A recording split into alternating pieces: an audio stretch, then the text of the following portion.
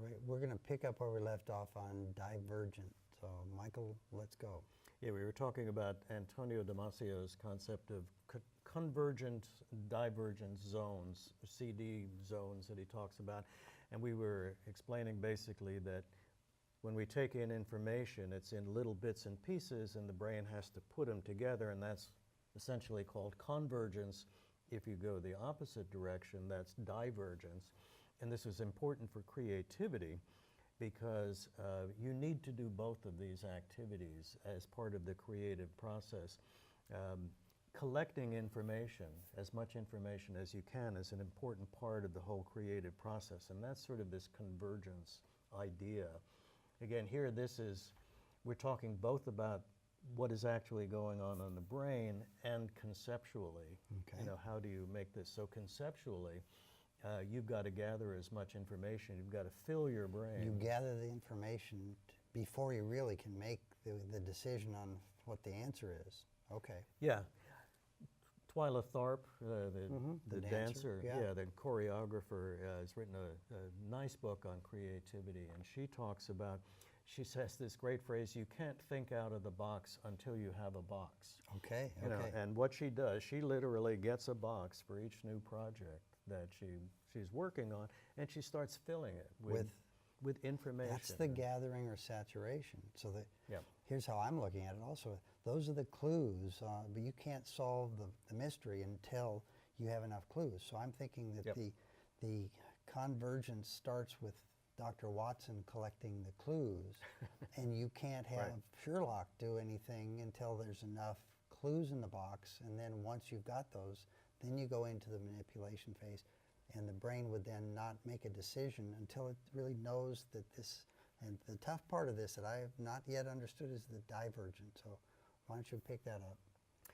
The divergence is sort of going the opposite direction. The brain almost immediately goes to the perception.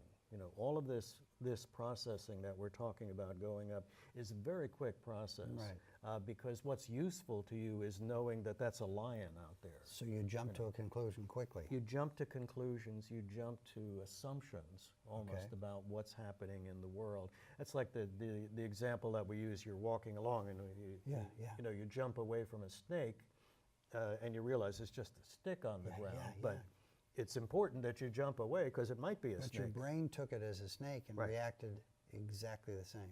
Yeah, you saw these little diagonals, it's in the grass, it put it all together. Could be a snake, you know. So, when you're doing creativity, you have to have all that information first.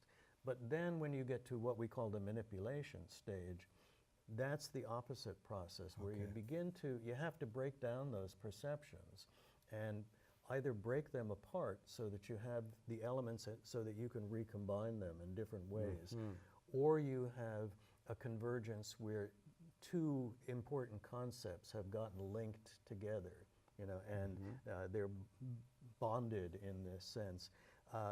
Part of the creative process would be to unlink those two concepts and try to find a different concept to link to it that would change it. So, in music, for example, if you're working in a specific genre, you're in the jazz genre, and you want to do something different, you might bring in Afro-Cuban. Just for a moment or to blend somehow? Well, it might be, that's almost a deliberate manipulation where you say, let me see what this sounds like if I do it with an Afro-Cuban you know, beat or a calypso beat, or let me take this and play it the way Mozart might try to play this. And that's the theme. manipulation. You're manipulating and playing this stuff by bringing these concepts, but you have to first do this divergent thing. Another way of looking at it is when you're looking for ideas, when you're trying to generate ideas. In another segment, we talked about this concept that the right hemisphere processes novelty, Yep, right. and the left hemisphere is more the routines. And this is where you get a little bit into the idea that the right brain is the creative brain and the left brain is not, you know, the non-creative brain, which is wrong. Right. Because They aren't exclusive. right, creativity takes both. Takes teamwork. Takes teamwork. There you go. But it does seem that when you want to look for alternative ideas, that's more a function of the right hemisphere. When you're looking for a word, for example, when we're just talking and looking for a word, the left hemisphere seems to process, it'll find you the most appropriate word that you have used most frequently in this situation in the past, just like that. And that's why we, in the basic Aging Mind course, we pulled up an L and say left, letters, language. But Right. I understand that if somebody is left-handed, it might just be the opposite. So Well, let's not get into that. back yeah. to divergence. So if you're writing poetry, for example, Okay. and you say, well, that word is a pretty pedestrian word, I want a better word there, that's when you need to sort of calm down the right brain that's saying, no, that's the word that you always use, that's the great word, and let the right brain say, well, there are alternatives, but you know, I have to dig a little bit deeper into my memory banks and think, you know, what are the associations and what are the connotations? And all of What's that just the exact right word? That's okay. Yeah, and then it's the same principle that we've talked about before. You want to generate as many different options as you can. Creativity is all about options. Okay. And then selecting the one that, you know, is best and putting it in. This convergence divergence also applies to art, and there's this. I think what happens with visual artists, for example, is But this is an example for visual, but this would apply to any type of art. I think so. I have to Okay. think a little bit more about that Okay. because you might want to challenge me on that Okay. because I'm not sure it applies. But for visual art, in any case, frequently I think what visual artists are able to do is to bring their processing down to the lower level where they're processing sensations more effectively than processing perceptions. Okay. Betty Edwards, who wrote the book Drawing on the Right Side of the Brain. Yep, a classic. Yeah, Yep. yeah. She tells a story about when she was first starting to teach drawing.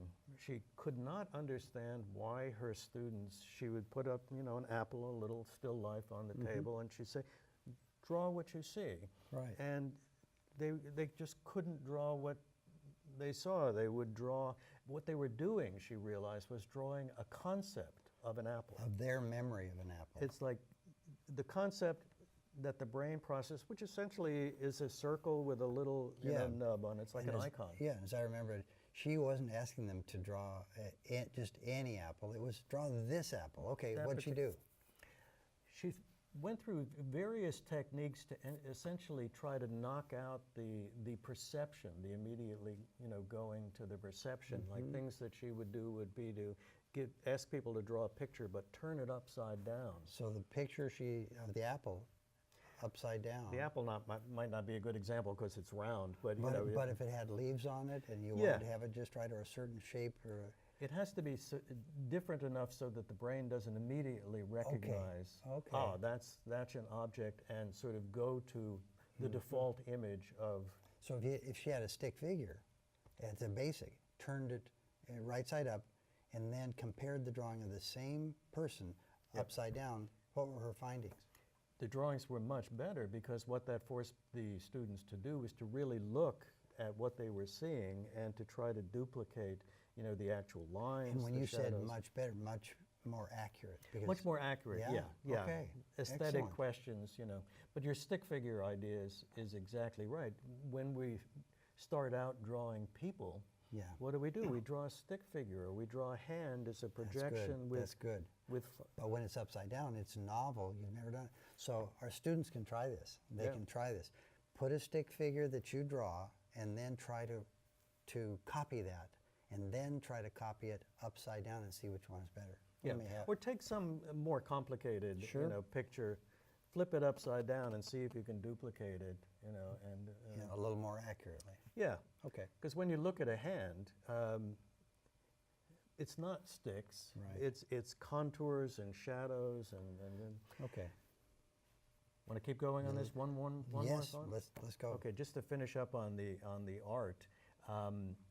certain artists, I think, as I was saying, I think artists are able to sort of actually lower what they're processing and see the real, the sensory input. Some artists, like some of the modern artists, like Rothko. Do you know Rothko's pictures? They're just big flats of like a big square yellow and a big square red. He's almost aggressively saying, I am not going to allow you to have any perceptions about this. You are just going to have to look at pure red. So this is primal. This is primal, you know, and you have then whatever reaction you have to that. You take another example that where this somebody who plays with this is Seurat, but on the other side, a pointillist. You know, the paintings are made out of teeny, teeny little dots. So if you're too close to it, you're close, you can't quite see it, but if you back up, the brain starts putting it all together, you know, immediately, and is saying, oh, these are not just little dots. his work really is a good example of manipulating the viewer's brain by figuring out what happens when someone gets that far away from the painting. Right. Okay. Yeah, and we've talked about art as well as science as being a process of testing hypotheses. Sure. So in a sense, Seurat is saying, let me see if I can, how many dots can I put here that will actually make people think that there is a woman sitting on the lawn? And he was so far ahead or a different field than the classic painters at the time that I could just hear the critics or read the critics saying, that's not a painting, it's just a whole bunch of dots. Yeah, and of course now television is based on all these pixels, Sure. and that's the way we see things. So, Okay. The point is, I think in order to be creative, you have to learn to a certain extent to manipulate your brain's natural tendency to converge. That's very useful, you need to do that, but you also need to... So the hard part is what I don't quite get, and that is the divergent, because you automatically, as you mature and you grow up, you're always doing that. That's the easy part. Right. But I think that really sums it up. Thank you. That was excellent. Good.